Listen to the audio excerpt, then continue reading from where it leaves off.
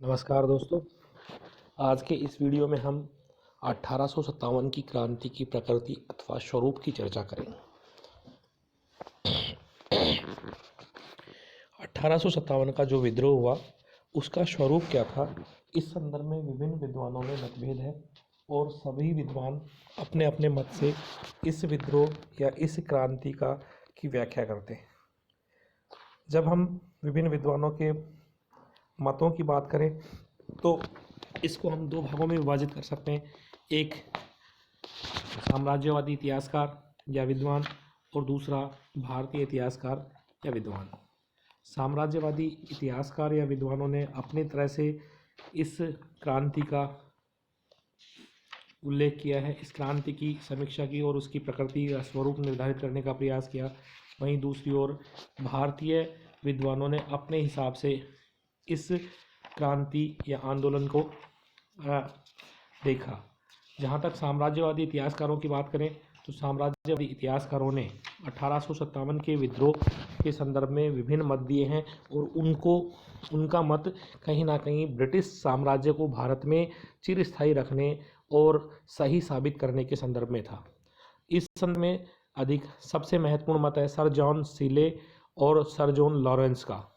Lawrence और सीले ने इसे सिपाही विद्रोह कहा। उन्होंने कहा यह एक पूर्णतया सिपाही विद्रोह था जो सैनिकों द्वारा प्रारंभ हुआ। सैनिकों के मुद्दे से एक तात्कालिक कारण जो कि कारतूस वाला कारण था उससे उस घटना के कारण ये उभरा और मूलतः इसमें मुख्यतया सैनिकों ने ही भाग लिया और सैनिक छावनियों में इसका प्रभाव ज़्यादा रहा।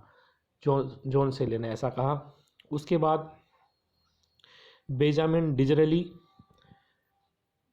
डिज़रेली ने इसे ब्रिटिश संसद के समक्ष 1857 के विद्रोह को एक राष्ट्रीय विद्रोह कहा। यह अपने आप में एक महत्वपूर्ण तथ्य है कि बेंजामिन डिज़रेली एकमात्र ब्रिटिश या यूरोपीय विद्वान थे जिन्होंने इसे एक राष्ट्रीय विद्रोह कहा। मेटकाफ और पर्सिवल स्पीयर इन्होंने इसे एक पुनर्स्थापनावादी विद्रोह कहा। उन्होंने कहा कि जितने भी नेता थे या इस विद्रोह के जो नेतृत्व करता थे वो सभी कहीं ना कहीं अपनी पूर्व स्थिति की स्थापना करने के लिए इस विद्रोह में भाग ले रहे थे, ना कि उनको भारतीय स्वतंत्रता के उद्देश्य ने इस विद्रोह से जोड़ा हुआ था, बल्कि उनके निजी हित थे और उनके सभी के निजी हित वो जितने भी नेतृत्वकारी थे उनका सभी का पूर्व की व्यवस्था को स्थापित करना, कहीं ना कहीं वो दोबारा से भारत में मुगल साम्राज्य की स्थापना करना चाहते थे।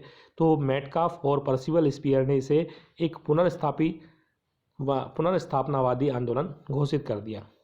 टी.आर. होम्स ने इसे सभ्यता और बर्बरता के मध्य संघर्ष का।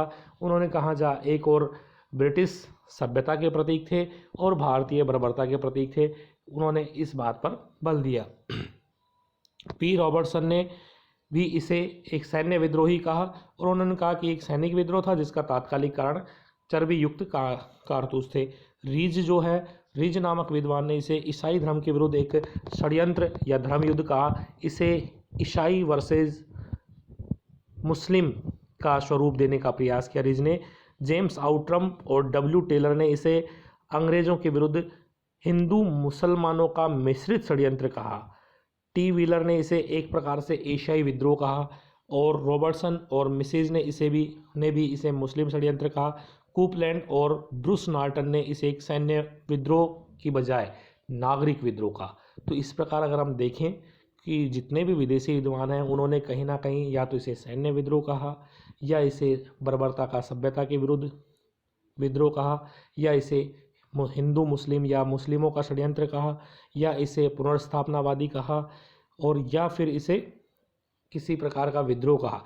तो कहीं ना कहीं सभी ने ब्रिटिश हित का ध्यान रखते हुए, साम्राज्यवादी हित का ध्यान रखते हुए भारतीय इस क्रांति या विद्रोह के स्वरूप का सही आकलन ना कर एक पक्षीय आकलन करने का प्रयास किया। यद्यपि बेंजामिन डिज़रेली और कूपलैंड जॉन ब्रस्टन ने इसे कहीं ना कहीं इसकी प्रकृति को एक तटस्थतापूर्वक अध्ययन करने का प्रयास किया और इसीलिए उन्होंने इसे प्रथम राष्ट्रीय विद्रोह और नागरिक विद्रोह की संज्ञा दी। दूसरी ओर विदेशी इतिहासकारों की प्रतिक्रिया के स्वरूप भारतीय इतिहासकारों ने भी अपने मत प्रस्तुत किए, जिनमें सबसे महत्वपूर्ण वी.डी. सावरकर का है।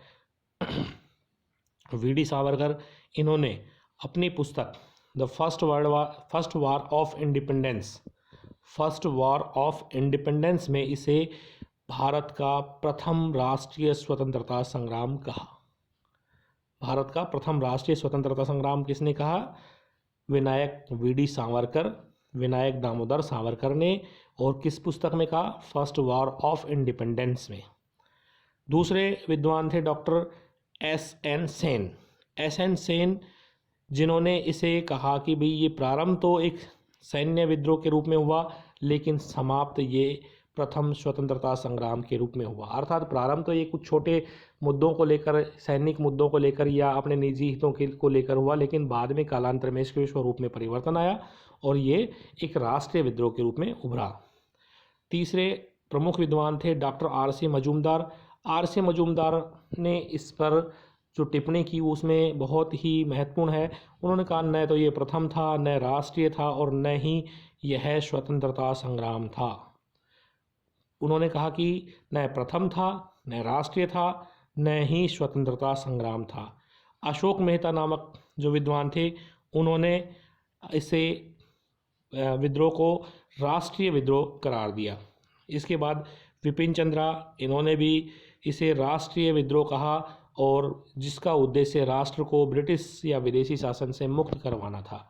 इसके अलावा कालांतर में इस पर अनेक और भी टिप्पणियां भारतीय विद्वानों द्वारा दी गई।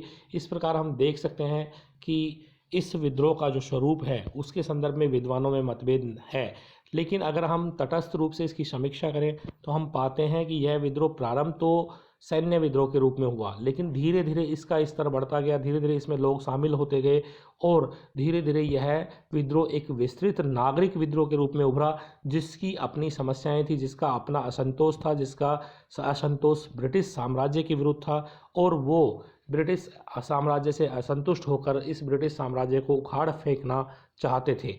इस प्रकार हम कह सकते हैं कहीं ना कहीं इस विद्रोह के मूल में ब्रिटिश साम्राज्य से स्वतंत्रता निहित थी, इसलिए हम इसे भारत का प्रथम स्वतंत्रता संग्राम कह सकते हैं। धन्यवाद।